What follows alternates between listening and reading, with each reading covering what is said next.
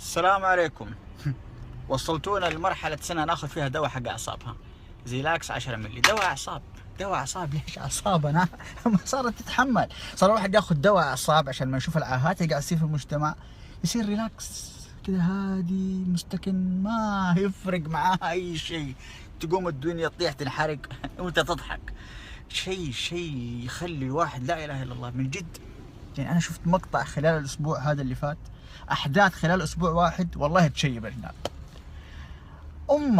أمك في المحكمة يا رجل تهينها قدام الناس كلها، أمك تدعي عليك بحرقة وتقول حسبي الله ونعم الوكيل فيكم. عشان إيه؟ عشان فلوس؟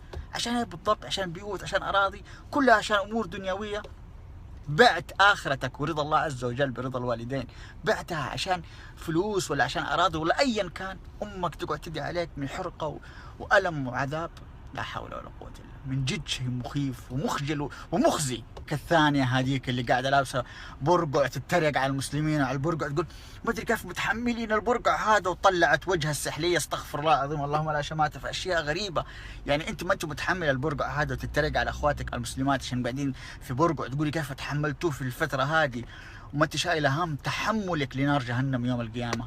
حسبي الله ونعم الوكيل. الله يتوب عليك بس قبل الممات. هذا اللي أقدر أقول لك إياه. ربنا أمر بالحجاب، سواء اختلفوا العلماء بتغطية الوجه أو كشفه، هذا في النهاية شيء يرجع لها. هي حرة، غطت وجهها هي حرة.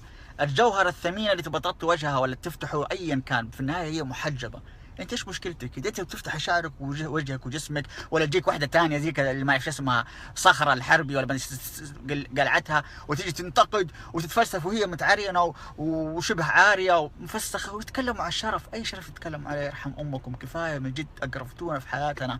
انتوا عاهه، انتوا قرف، انتوا شيء مقزز في الحياه. يجيك واحد زي الثاني هذاك اللي قاعد يجاهر بذنبه ويصور وهو يبوس في حبيبته، ويجيك بعض الناس يقول لك لا استروا عليه، الستر اياكم والاسلام امر بالستر، ولو كانت بنت مكانه كانوا شرشحوها. يا حبيبي شوف اقول لك حاجه، المجاهره سواء رجل او انثى، الذنب للرجل ولا الانثى عند ربنا واحد، العقوبه واحده والحد واحد، ما يفرق بين الاثنين. لكن المشكله بتيجي تجاهر. انت لما تستر على شخص هو ما جاهر، انت شفته خلاص استر عليه وسيبه في حاله، لكن الجاهر يقول لي ما جاهر. انت مجرد ما تشتغل الجوال وفرحان كده وتبوس فيها، مجرد ما صورت نفسك في نيتك المجاهره. مصور ليش اجل؟ ليه تفتح جوالك وتصور؟ كل واحد يصور نفسه وهو قاعد يسوي ذنب بجواله، فهذه نية المجاهرة، وربنا يفضحك، ربنا اللي فضحك، لانك انت في نيتك تجاهر وتتفشخر قدام اصحابك بانك قاعد تسوي ذنب، فلا تقعد تعتذر بعدين وتقول مسكين وحرام واستر عليه. من جد يقول لك دع الخلق للخالق، افهموا معنى دع الخلق للخالق.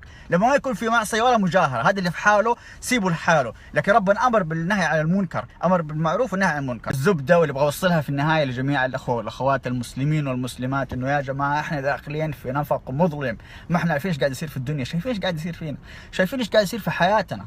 معلش هذا التقويم السن حيرجع طبيعي، بس التقويم كذا بنسموه فيه. عموما يا جماعه والله العظيم اقسم بالله ما حد داري متى الموت يجي، ما حد داري متى الموت يجي ولا عارف متى الموت يجي.